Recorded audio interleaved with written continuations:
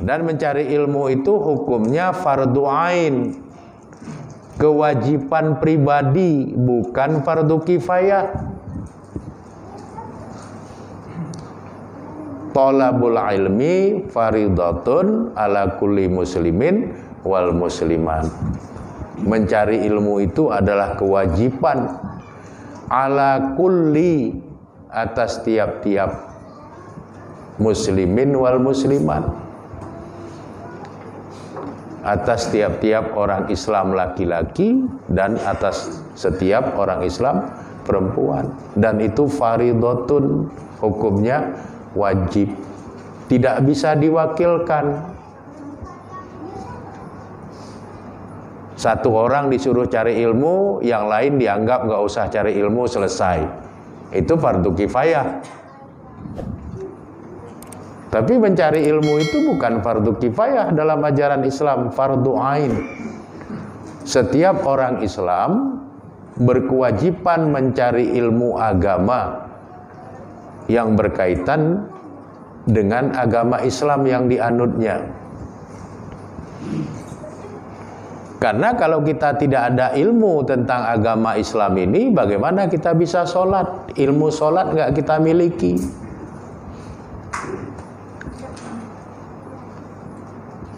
Makanya nanti kadang-kadang kita temukan ada orang yang sholat itu tanpa ilmu. Dia hanya melihat, hanya ikut-ikutan. Sholat langsung sedekap, tidak ada takbiratul ihramnya. Bagaimana ibadah mau diterima? Sedangkan takbiratul ihram itu rukun sholat. Rukun sholat tidak dikerjakan, tidak sah sholatnya. Ada orang sholat tidak pakai wudhu. Wudhu itu syarat sahnya sholat. La sholata liman lam yatawadha. Tidak ada sholat bagi orang yang tidak berwudhu. Dari mana kita tahu itu semua? Dari hasil kita mencari ilmu. Dengan ilmu itulah kemudian kita beribadah. Dengan ilmu itulah sholat kita tegakkan. Jadi begitu penting arti ilmu bagi orang Islam, baik laki-laki maupun perempuan. Sehingga mencari ilmu itu hukumnya wajib, fardu ain, bukan fardu kifayah. Dan tidak mengenal batasan usia. Sepanjang belum diletakkan jasad kita ke liang lahat, kewajiban mencari ilmu itu masih ada pada diri kita. Orang yang tidak menjalankan kewajiban, hukumnya berdosa.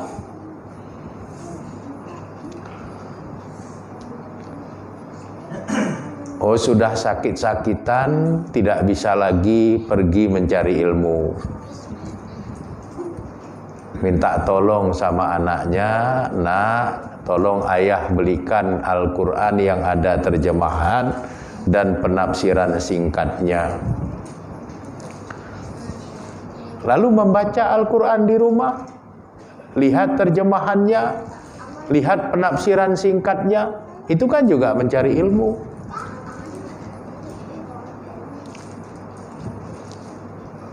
Sudah tidak bisa membaca, matanya sudah lamur, tidak kelihatan lagi. Setelkan ceramah-ceramah yang ada di video melalui HP. Itu kan mencari ilmu. Sambil berbaring pun bisa. Jadi nggak ada alasan karena sudah sepuh sekali kemudian tidak mau mencari ilmu. Konon pula yang masih anak-anak, yang masih muda, remaja, belia, yang masih punya waktu, kesehatan, kesempatan yang begitu luang, maka jangan sia-siakan mencari ilmu.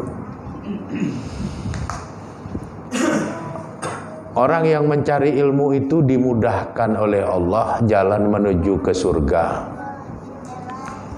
Semua makhluk yang ada di langit memohonkan ampunan kepada Allah untuk dirinya.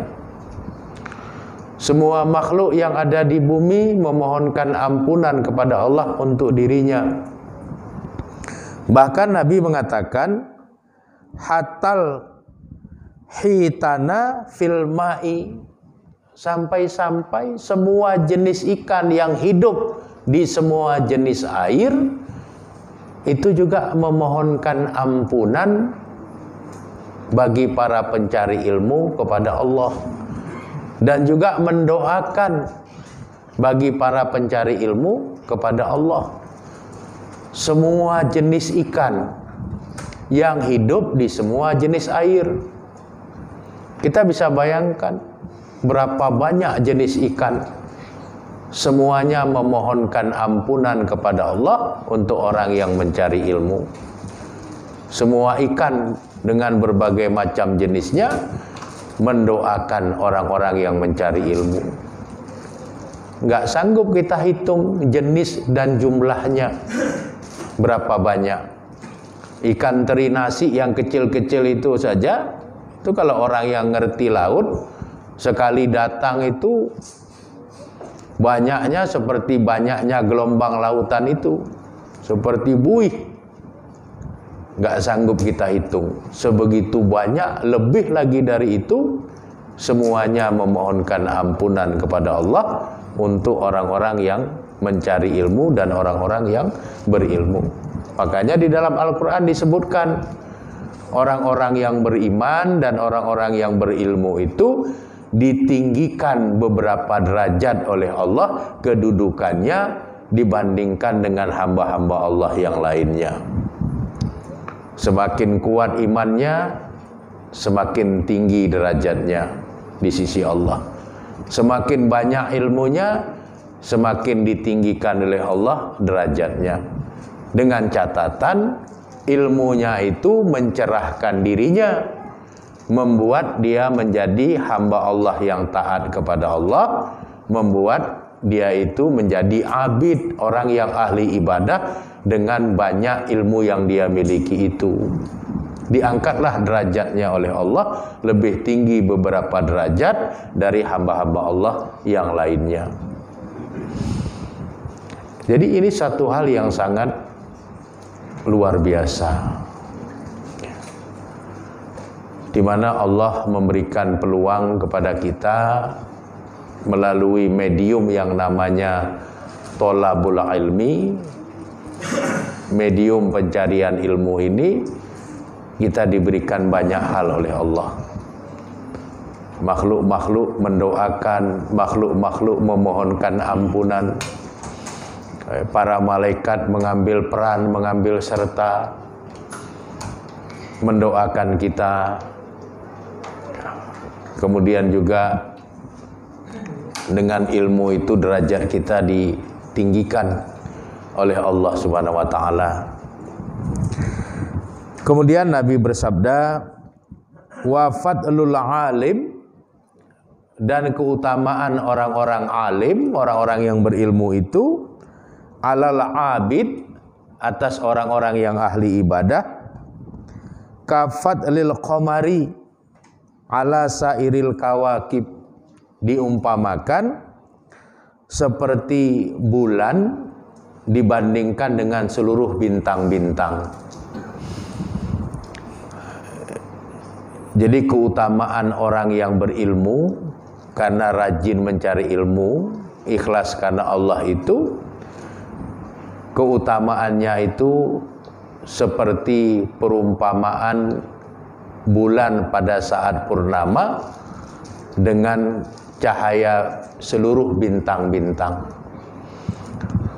Jadi kita bisa melihat pada saat bulan itu purnama, kita lihatlah cahaya bulan itu lebih terang dari sairul kawakib, dari semua bintang-bintang yang ada. Itulah kelebihan orang berilmu bila dibandingkan dengan ahli ibadah. Kalau kemudian itu disatukan dan diikat keduanya dengan ketaatan kepada Allah, menjadilah hamba itu hamba yang sangat luar biasa. Alim, taat, abid, qanit. Sempurnalah dia. Alim, banyak ilmunya. Taat, mentaati apa yang Allah perintahkan, menjauhi apa yang Allah larang. Abid, dia ahli ibadah. Qanit, dia konsisten menjalankan ilmu dan ibadahnya. Sempurnalah dia. Jadi pada saat 4 hal itu menjadi satu, seorang hamba Allah menjadi sangat luar biasa. Ilmunya banyak, orangnya taat, ibadahnya rajin, hidupnya konsisten dengan ilmu dan ibadahnya. Masya Allah, ini hamba Allah yang sangat luar biasa. Dan kita semua merindukan keempat hal itu bisa berkumpul di dalam diri kita. Kita menjadi alim, sekaligus kita hamba Allah yang taat, sekaligus kita hamba Allah yang ahli ibadah, sekaligus hamba Allah yang konsisten dengan ilmu dan ibadah kita. Kita merindukan keempat hal itu ada pada diri kita. Oleh karenanya kita harus memulai dari ghirah, dari semangat untuk tekun dan rajin mencari ilmu yang berkaitan dengan agama Islam ini. Tidak akan pernah habis ilmu tentang Islam ini kalau kita dalami, kalau kita kaji. Semakin kita mengaji, semakin nampaklah kekurangan-kekurangan dari ilmu yang kita miliki. Sehingga terkadang muncul istilah, semakin belajar, semakin terasa kita ini bodoh. Dengan kita merasa bodoh, maka kita akan termotivasi untuk terus mendalami ilmu agama Islam ini. Tapi kalau kita terjebak kepada keangkuhan, kita merasa kita ini sudah pinter, maka akan terjadi kemandekan, akan terjadi stagnan. Kita tidak lagi menambah ilmu karena kita merasa sudah banyak ilmu. Oleh karenanya, jangan pernah merasa kita ini punya banyak ilmu. Dengan demikian, kita akan terus punya semangat untuk menambah ilmu. Bergurulah kepada siapapun yang menurut kita dia memiliki ilmu agama Islam ini dengan baik. Karena menuntut ilmu ini seperti orang menjala ikan. Bagaimana orang menjala ikan? Orang menjala ikan itu kan tujuannya mencari ikan. Tapi pada saat jala ditaburkan, yang dia dapatkan kan bukan hanya ikan. Ada plastik, ada kayu, ada sampah. Tapi karena tujuan dia menjala adalah mencari ikan, yang masuk ke dalam jala itu bukan hanya ikan, yang dia ambil, yang dia bawa pulang itu ikan. Kayunya biarkan di situ, plastiknya biarkan di situ, sampahnya tinggalkan. Yang diambil apa? Ikannya. Begitulah prinsip kita dalam mencari ilmu. Sehingga bergurulah kepada siapapun dengan satu tujuan, yang kita ingin ambil itu adalah ilmu tentang Islam yang mendatangkan kemaslahatan untuk kita berdasarkan tuntunan yang sudah ditetapkan oleh Al-Quran, berdasarkan tuntunan yang telah diberikan oleh Nabi Muhammad SAW. Sehingga kita akan punya banyak guru. Satu guru dengan guru yang lain ada kelebihan, ada kekurangan. Lupakan kekurangan-kekurangan mereka, ambillah kelebihan-kelebihan ilmu yang ada pada diri mereka. Sehingga kita akan menjadi hamba Allah yang kaya akan ilmu. Untuk semua hal kita boleh puas, tapi tidak demikian halnya dengan ilmu.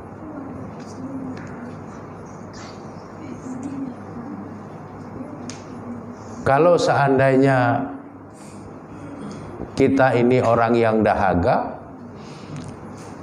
dahaga itu boleh dihilangkan, kecuali dahaga terhadap ilmu. Dia harus tetap terus dalam keadaan dahaga, sehingga terus mencari dan mencari. Karena ilmu Allah itu sangat tidak terbatas. Semangat kita mencari ilmu tidak boleh redup.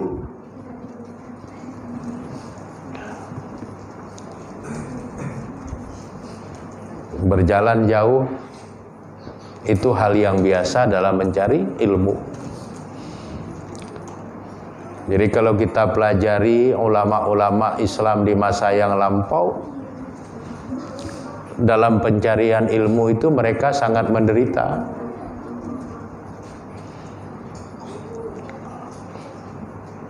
Tidak ada listrik, tidak ada jalan beraspal. Mereka jalan di dalam becek. Mereka berjalan dengan penerangan suluh, menembus gelapnya malam untuk mendapatkan ilmu. Menempuh jarak yang jauh, karena orang-orang yang berilmu itu tidak di semua tempat dia berada. Imam Syafi'i untuk belajar hadis meninggalkan kota Makkah menuju Madinah. Setelah beliau merasa cukup ilmunya tentang Al-Quran, berguru kepada gurunya Syekh Ismail bin Kustantin. Beliau mendalami hadis kepada Imam Malik. Maka bergeraklah beliau meninggalkan Makkah menuju Madinah. Belum ada bus. Menunggang kuda dari Mekah ke Madinah itu jaraknya seperti dari Langsa ke Banda Aceh. Menunggang kuda itu berhari-hari. Begitulah susahnya para ulama di masa lampau untuk bisa mendapatkan ilmu. Karena ahli hadis yang paling terkenal di masa itu adalah Imam Malik, dan Imam Malik bertempat tinggal di Madinah. Kemudian untuk mendalami metodologi berfikir, Imam Syafi'i meninggalkan Madinah menuju Baghdad. Jarak Madinah Baghdad itu sangat jauh.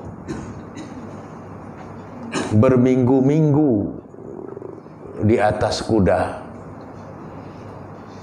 berminggu-minggu kemah di padang pasir dengan penuh resiko, baru sampai ke Baghdad. Begitulah pencarian ilmu itu tidak semudah yang kita rasakan pada hari ini.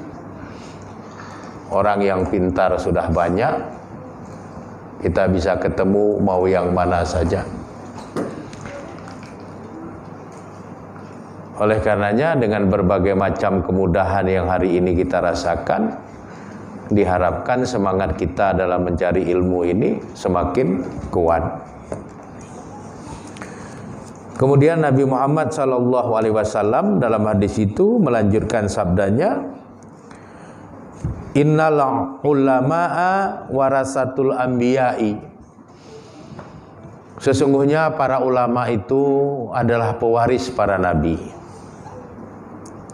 Annal anbiya'a lam yuwarisu dinaron wala dirhaman. Adalah para nabi-nabi itu lam yuwarisu, mereka semua tidak mewarisi dinaron, uang emas, wala dirhaman, mereka juga tidak mewariskan uang perak. Maksudnya tidak ada para nabi yang mewariskan harta benda kepada umatnya. Lalu apa yang diwariskan para nabi kepada umatnya? Innama warasul ilma, adapun sesungguhnya para nabi itu hanya mewariskan ilmu. Faman akhoza bihi, maka siapapun yang mengambil ilmu dengannya, dengan ilmu para nabi itu, bihazin wafir, maka dia telah mengambil bahagian yang sempurna dari nabi. Jadi nabi tidak pernah mewariskan harta benda kepada umatnya. Ulama adalah pewaris para nabi. Apa yang diwarisi oleh para ulama dari para nabi itu? Yang diwarisi oleh para nabi kepada para ulama adalah al-ilmu, adalah ilmu. Jadi pada saat kita mencari ilmu, itu artinya kita sedang berusaha memperoleh bahagian dari warisan para nabi. Jadi kalau warisannya harta kita rebutan, kenapa kalau warisannya ilmu kita nggak rebutan? Kalau warisannya harta kita semangat, kalau warisannya ilmu kenapa kita letoy? Padahal ilmu itulah yang diwariskan oleh para nabi. Nabi tidak mewariskan dinaron, uang emas, wala dirhaman. Nabi tidak mewariskan uang perak. Lalu apa yang Nabi wariskan? Ilmu. Kalau mau mendapat bagian warisan dari para nabi, carilah ilmu. Karena ilmu itulah warisan para nabi.